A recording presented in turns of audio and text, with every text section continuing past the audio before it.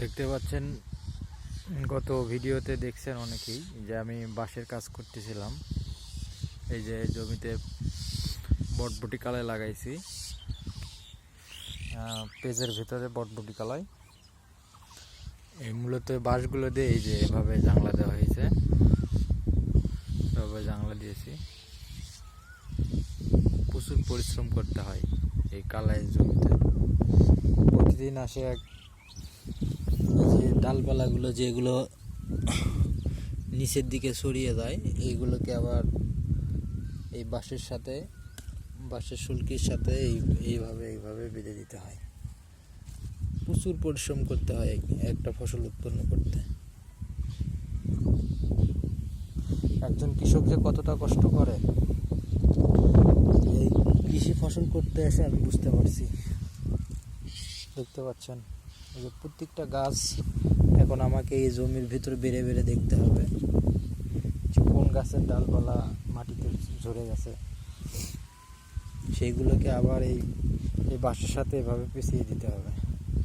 পেঁচিয়ে দিলে উপর দিকে উঠে যাবে। প্রচুর পরিশ্রম, প্রচুর। কৃষিকাজে এতটা পরিশ্রম তা যারা কৃষক তারা একমাত্র বলতে পারে, বুঝতে পারে। এখানে প্রায় দিন রাত 24 ঘন্টার মধ্যে প্রায় 12 থেকে 14 ঘন্টা আপনাকে কৃষি জমিতে খাটতে হয়। তবুও যদি কৃষক ন্যায্য মূল্য না পায় এত কষ্ট করে, তাহলে কৃষকের হতাশা থেকেই যায়। এই যে আমি এই সামান্য বটবটি কালাই করেছি, আমাকে প্রচুর পরিশ্রম করতে হচ্ছে,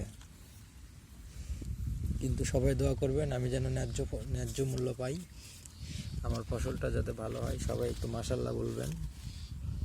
পেজ লাগাইছিলাম, এই যে পেজের অবস্থা দেখতে পাচ্ছেন। পেজ মোটামুটি ভালো হয়েছে, খুব একটা যে ভালো হয়েছে তা না। অনেকদিন পর ফসল করা তো, মানে নতুন কৃষক হিসেবে নতুন, অভিজ্ঞতা তেমন নাই।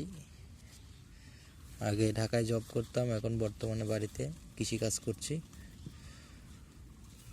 তারপরেও সবাই একটু মাশাআল্লাহ বলবেন যাতে আমি ভালো ফলন পাই, ভালো ন্যায্য মূল্য পাই, বাজার ভালো পাই, যাতে আমার কষ্টটা লাঘব হয়।